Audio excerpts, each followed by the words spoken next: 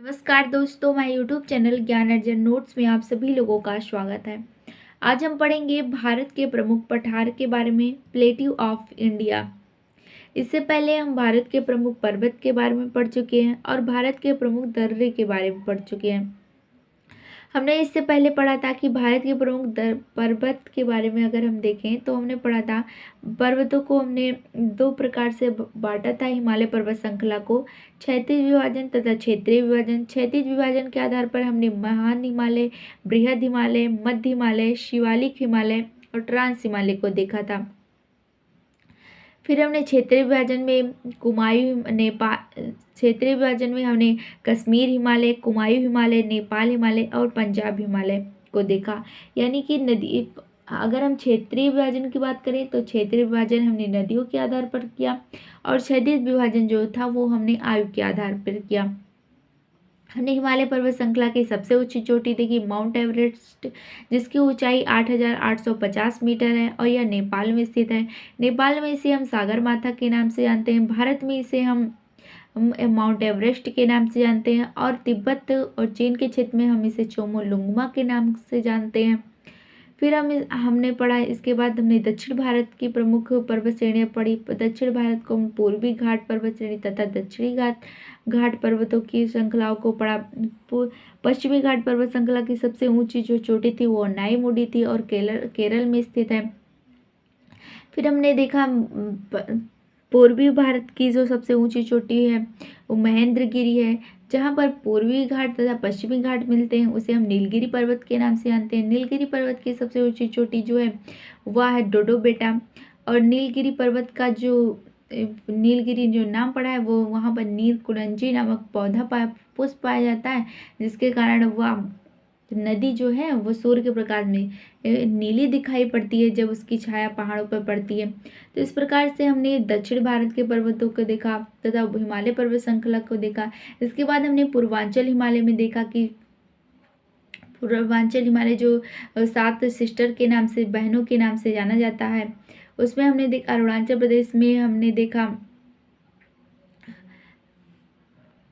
प्रदेश में हमने छोटी छोटी पहाड़ियों को देखा। पूर्वांचल हिमालय में डाफला, मिरी, अबोर, मिसमी, पटकई, ब्रूंग। मणिपुर में इसे मणिपुर के नाम से, नागालैंड में इसे नागा हिल के नाम से, मिजोरम में इसे मिजो हिल के नाम से। फिर नीलगिरी पहाड़ियों, त्रिपुरा में हमें त्रिपुरा की पहाड़ियों को देखा। असम में मिकिर की पहाड़ियों, बारी की पहाड़ियाँ तथा मेघालय में गारो, खासी, जयंतिया। गारो की सबसे ऊंची चोटी नौकरिक, यानी कि एक प्रकार से हमारा जो हिमालय का सेक्शन था वो कंप्लीट हो गया था और रिवीजन के तौर पर हम यहाँ इसे आपको बता रहे थे। अब फिर हम दर्रे के बारे में देखा तो फिर लद्दाख में काराकोरम दर्रा। अब कुछ प्रमुख दर्रों का नाम अगर ले तो लद्दाख में काराकोरम दर्रा, हिमाचल प्रदेश में सिपकिला दर्रा, बोमडिला दर्रा तथा रोहतांग दर्रा, उत्तराखंड में माना, नीति, लिपुलेख और धर्मा दर्रा, सिक्किम में नाथुला दर्रा, जेलेपला दर्रा, अरुणाचल प्रदेश में यांग्या, बड़ा बोमडिला दर्रा तथा इसके बाद हम दीफू दर्रा, और मणिपुर में हमने देखा तजू दर्रा। इस प्रकार से जो था हमारे जो दर्रे का सेक्शन था वो भी कंप्लीट हो गया था। अब हम यहाँ पर सिर्फ भारत के प्रमुख पठारों के बारे में पढ़ेंगे। तो पठार की अगर हम पढ़ेंगे यहाँ पर भारत के प्रमुख पठारों के बारे में। इससे पहले कि हम पठार को पढ़ें, इसकी प्रमुख परिभाषा जान लेते हैं। यानी कि परिभाषा के रूप में देखें तो सिंपल भाषा में हम क्या कह सकते हैं कि टेबल नुमा, इसका ऐसा ऊंचा भाग जिसकी आकृति टेबल नुमा हो, उसे हम पठार की श्रेणी में रखते हैं। सिंपल भाषा में कहें तो स्थल खंड का ऐसा भाग जो ऊंचा हो लेकिन उसका ऊपरी भाग समतल हो, ऐसी स्थल आकृति को हम पठार की श्रेणी में रखते हैं। यहीं पर हम पर्वत की बात करें तो स्थल खंड का ऐसा भाग जिसकी आकृति 1000 मीटर हो लेकिन उसका ऊपरी भाग नुकीला हो, ऐसी स्थल पर निर्मित आकृति को हम पर्वत की श्रेणी में रखते हैं। तो ये रहा पर्वत और ये रहा पठार। पर्वत में क्या होता है, पर्वत का ऊपरी भाग नुकीला होता है, उसे हम पर्वत कहते हैं, जिसका ऊपरी भाग नुकीला हो। इस स्थलखंड की ऐसी आकृति जिसका ऊपरी भाग मतलब कि उसकी ऊंचाई अधिक हो लेकिन ऊपरी भाग जो है वो समतल हो, उसे हम पठार की श्रेणी में रखते हैं। अब हम पढ़ेंगे भारत के प्रमुख पठारों के बारे में। तो भारत का जो सबसे ऊंचा पठार है वो लद्दाख का पठार है, यह लद्दाख में स्थित है। फिर है मालवा का पठार। मालवा का पठार जो है वो मध्य प्रदेश में स्थित है और यह अरावली और मालवा पठार के बीच में यहाँ पर बनास नदी बहती है।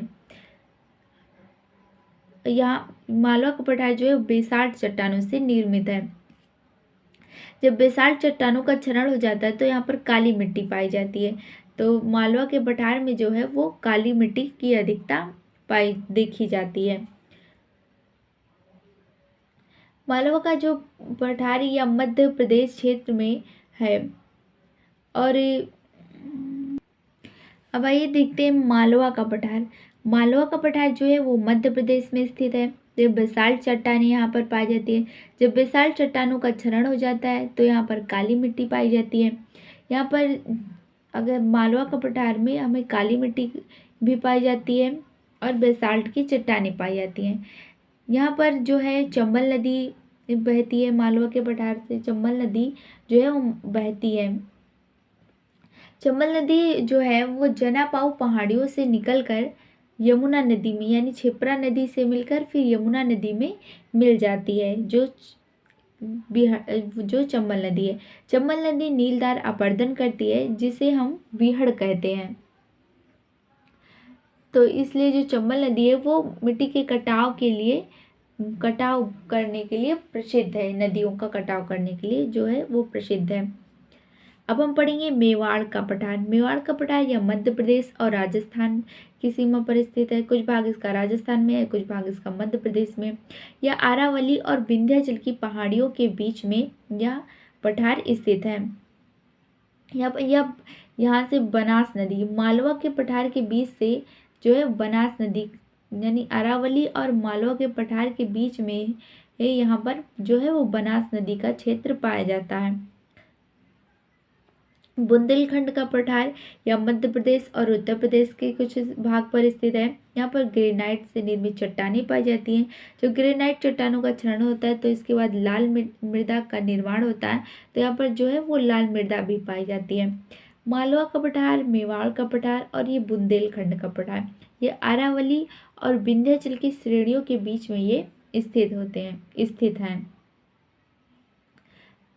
बुंदेलखंड में जो है बुंदेलखंड पठार के जो उत्तर में यमुना नदी बहती है तथा इसके पूर्व में जो है वो बुंदेलखंड का पठार है या बुंदेलखंड पठार स्थित है और इसके जो पश्चिम में मालवा का पठार स्थित है। यानी बुंदेलखंड जो ईस्ट में स्थित है और इसके ऊपर यमुना नदी बहती है और इसके पश्चिम भाग में मालवा का पठार स्थित है, बुंदेलखंड के पठार। खंड पठार, बाघेलखंड जो ये पठार हैं वो उत्तर प्रदेश और मध्य प्रदेश की सीमा पर स्थित है। यह पठार महानदी और सोन नदी को विभाजित करता है, यानी यह एक जल विभाजन का कार्य करता है। यह जो पठार है बाघेलखंड पठार। अब हम देखेंगे शिलांग का पठार, यह मेघालय में स्थित है और इस पर गारो, खासी, जयंतिया जो पहाड़ियाँ हैं वो मुख्यतः इस पर स्थित हैं। ये चारों मिलकर शिलांग का पठार, गारो, खासी, जयंतिया यह एक कीपनुमा आकृति का निर्माण करते हैं, जिसके कारण यहाँ पर मेघालय में मौसिनराम में अधिक वर्षा होती है। अगर विश्व में सबसे ज़्यादा वर्षा कहीं होती है तो मेघालय के मौसिनराम में होती है। और यह जो शिलांग का पठार है ये प्रायद्वीपीय पठार का ही भाग है। ये मुख्यतः परीक्षाओं में पूछा जाता है कि शिलांग का जो पठार है वो किसका भाग है, तो वो मुख्यतः प्रायद्वीपीय पठार का भाग है। अब आइए देखते हैं छोटा नागपुर का पठार। यह बिहार, उड़ीसा, झारखंड, छत्तीसगढ़ और उत्तर प्रदेश की सीमा पर स्थित है। पूर्व में इसके सिंधु और गंगा नदी बहती हैं, दक्षिण में महानदी बहती हैं। छोटे नागपुर के पठार को हम भारत का रूर प्रदेश कहा कहते हैं, क्योंकि यहाँ पर खनिजों की मात्रा अधिक है। क्योंकि हम बॉक्साइट, लोहा, कोयला, मैंगनीज, तांबा, यूरेनियम, माइका जैसे खनिज पाए जाते हैं। आर्थिक दृष्टि, औद्योगिक दृष्टि से भारत के लिए जो है अधिक महत्वपूर्ण पठार है, इसीलिए हम इसे भारत का रूर प्रदेश कहते हैं। अब आइए देखते हैं दक्कन का पठार। यह बेसाल्ट चट्टानों से बना है और यहाँ पर काली मिट्टी की अधिकता पाई जाती है। इसका जो निर्माण हुआ था वो क्रेटेशियस युग में हुआ था। यहाँ पर सतमाला, अजंता और हरिश्चंद्र की पहाड़ियाँ पाई जाती हैं। के भाग में ये जो है वो दक्कन का पठार स्थित है।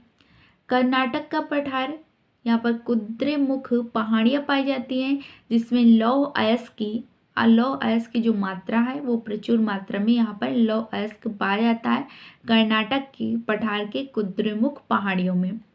अब आइए देखते हैं आंध्र प्रदेश का पठार। आंध्र प्रदेश का जो पठार है ये आंध्र प्रदेश और तेलंगाना की सीमा पर स्थित है। यानी आंध्र प्रदेश, कुछ भाग इसका आंध्र प्रदेश और कुछ भाग इसका तेलंगाना में पाया जाता है, उसे हम आंध्र प्रदेश का पठार कहते हैं। अब आइए देखते हैं दंडकारण्य। यह छत्तीसगढ़, उड़ीसा और आंध्र प्रदेश की सीमा पर इस आंध्र प्रदेश के क्षेत्र में पाया जाता है दंडकारण्य। अब आइए थोड़ा, अब हमने पठारों के बारे में पढ़ लिया, अब हम देखेंगे थोड़े से प्रमुख प्रश्नों को। आइए देख लेते हैं। विश्व का सबसे ऊंचा पठार जो है वो तिब्बत का पठार है। विश्व का सबसे लंबा पठार जो है वो पामीर का पठार है। भारत का सबसे ऊंचा पठार लद्दाख का पठार। भारत का सबसे लंबा पठार तो यह दक्कन का पठार है, इसे हम दक्कन ट्रैम्प के नाम से जानते हैं। अब हम मैप पर देखेंगे कि कौन सा पठार कहाँ पर है, तो इससे हमें पूर्ण रूप से ये हमारा जो पठार होगा वो कंप्लीट हो जाएगा। अब हम क्या करेंगे कि जो हमने पठार के बारे में पढ़ा उसको मैप पर देखेंगे। तो सबसे पहले आइए देखते हैं पामीर का पठार।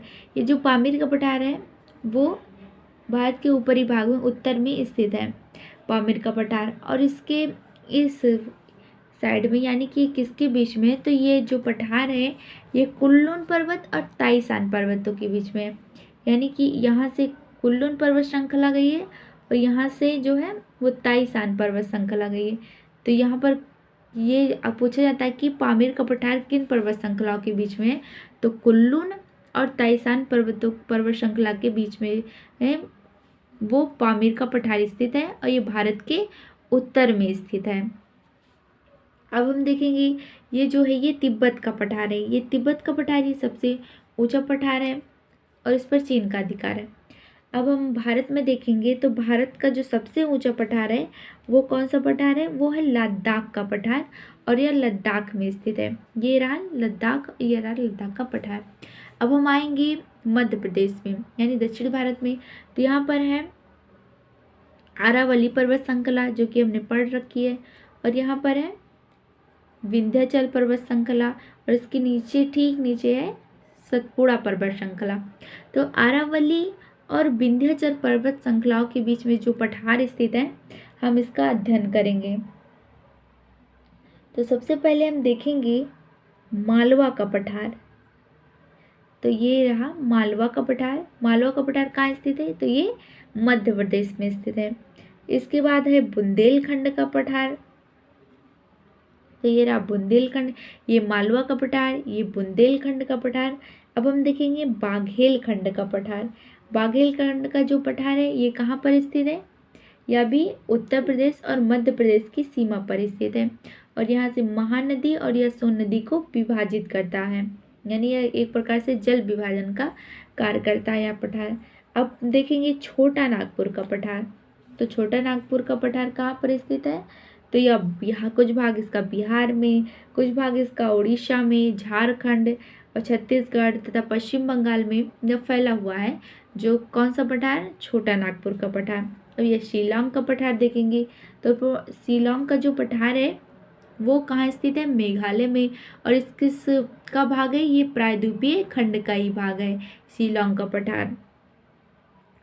अब हम देखेंगे दक्षिण भारत में आएंगे और यहाँ के प्रमुख पठारों को देखेंगे, जिसे हम दक्षिण भारत के जो वे पठार हैं उसे हम दक्कन ट्रैम्प के नाम से जानते हैं। किस नाम से जानते हैं, दक्कन ट्रैम्प के नाम से जानते हैं। और यह जहाँ जहाँ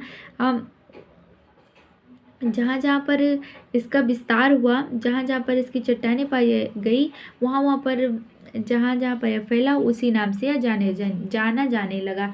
जैसे कि तेलंगाना में गए तो तेलंगाना पठार, कर्नाटक में गया तो कर्नाटक का पठार, और महाराष्ट्र में गया गया दक्कन तो उसे दक्कन का पठार। तो इस सबसे पहले आइए देखते हैं दक्कन ट्रैम्प। तो ये हमारा दक्कन ट्रैम्प, ये मध्य प्रदेश या जो है महाराष्ट्र की सीमा पर, महाराष्ट्र में फैला हुआ है। फिर कर्नाटक में आते हैं तो कर्नाटक का पठार, जो कर्नाटक, तमिलनाडु, केरल के भाग में फैला हुआ है। फिर देखेंगे तेलंगाना का पठार। अब आइए देखते हैं तेलंगाना और आंध्र प्रदेश में जो फैला है उसे हम तेलंगाना के पठार के नाम से जानते हैं। और आंध्रा में जो इसका भाग है उसे आंध्र का पठार के नाम से जानते हैं। अब हम देखेंगे दंडकारण्य। दंडकारण्य जो है वो कहाँ पर स्थित है, वो छत्तीसगढ़, उड़ीसा और आंध्र प्रदेश की सीमा पर स्थित है। तो इस प्रकार से हमने देखा कि भारत में कौन कौन से पर्वत हैं, कौन कौन से पठार हैं। तो ये हमने पूरा देख लिया है कि कौन से पर्वत कहाँ, कौन से पठार कहाँ पर हैं। तो अब हमारा जो पठार का जो चैप्टर है वो कंप्लीट होता है। अब हम आगे पढ़ेंगे भारत के प्रमुख मैदानी भाग के बारे में। तो मिलते हैं नेक्स्ट वीडियो में।